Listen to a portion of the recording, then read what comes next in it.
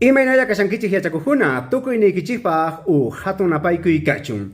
Me piden cómo puedo traducir en el idioma quechua. Y aquí te lo voy a explicar paso a paso qué elementos debes de tomar para hacer una buena traducción. Y vamos a traducir esta oración que tengo que dice ñoqa qhatupi ruruta mamaywan mikhuni. Muy bien, ¿qué elementos debemos de tomar o marcar principalmente para poder hacer una buena traducción? Lo primero que debemos de marcar es cuál es el sujeto de la oración, cuál es el verbo de esa oración y cuáles son los diferentes complementos. Entonces, lo que acabo de marcar es el sujeto de la oración y lo vamos a poner con el número 1. Bien, después tenemos que marcar lo que es el verbo y aquí tenemos al verbo de la oración. Este es el verbo y lo vamos a poner con el número 2. Bien, una vez que nosotros identificamos el verbo y el sujeto de la oración, el resto van a ser los diferentes complementos. Partimos por acá, que este sería el complemento circunstancial de compañía, que lo vamos a poner al número 3. Esta otra, que sería el complemento directo o también llamado como objeto directo.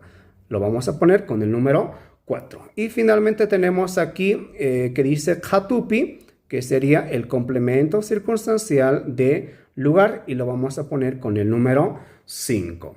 Muy bien, una vez que hemos identificado todos los elementos de esta oración, ahora es momento de traducir. Muy bien, vamos a cambiar de color. A ver, lo vamos a hacer con este color. Muy bien, lo primero que tenemos que traducir, antes de traducir debemos de tomar en cuenta la sintaxis del español. No lo puedo traducir tal como está en quechua.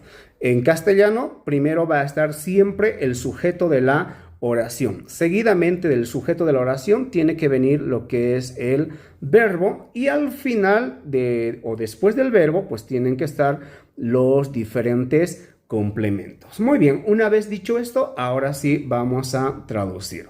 Entonces, lo primero que voy a traducir es el sujeto de la oración, que es ñoqa, que en castellano sería yo. Muy bien. Lo segundo que debo de traducir es el verbo. Este verbo está conjugado en tiempo presente. Entonces, yo como. Muy bien, ahora vamos al número 3. En los diferentes complementos debes de tener bastante conocimiento de los diferentes sufijos. Que en este caso, miren que está escrito con verde el sufijo wan. Tiene varias funciones, pero acá está funcionando como de compañía. Entonces, en castellano, la preposición de compañía es con. Ahí está. Seguidamente, después de esto, debemos de traducir este otro sufijo. Aquí está funcionando como un adjetivo posesivo, que sería mi.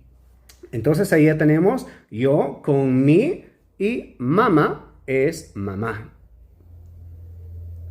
Y ahí tenemos ya la forma de la oración. Yo con mi mamá, el sufijo ta no tiene una traducción. Sin embargo, es un sufijo muy importante porque marca lo que es el complemento directo. Entonces, no lo vamos a traducir este sufijo. Y ruru significa fruta. Recuerden que todo sustantivo en castellano siempre lleva un artículo, ya sea un artículo definido o un artículo indefinido. Por ejemplo, lápiz se dice, bueno, decimos un lápiz, que sería ahí el artículo indefinido, o decimos el lápiz, ese el sería el artículo definido. Bueno, en este caso, pues toca un artículo indefinido. Entonces, yo como con mi mamá una fruta. Una fruta. Aquí lo escribí mal. Así. Yo como una fruta. Muy bien, pasemos al siguiente. Aquí, este sufijo sí tiene una traducción, que es la preposición en. Entonces, en. Y qhatu significa mercado. Y ahí tenemos la traducción. Yo como con mi mamá una fruta en el mercado. Si nosotros analizamos los diferentes elementos, también tenemos que encontrar. Aquí tenemos al sujeto de la oración, aquí tenemos al verbo, aquí tenemos con mi mamá, que sería el complemento circunstancial de compañía, una fruta, complemento directo, y en el mercado, pues sería el complemento circunstancial de lugar.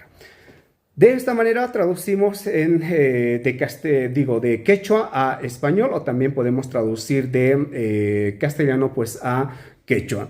Sé que esto es una oración muy sencilla, hay también oraciones muy complejas, textos muy complejas o párrafos, bueno, donde hay que analizar diferentes elementos, diferentes estructuras, que no siempre se puede traducir tal como está, entonces hay que hacer una interpretación de la oración o del párrafo, en fin, es un poco difícil, pero sí se puede realizar una traducción.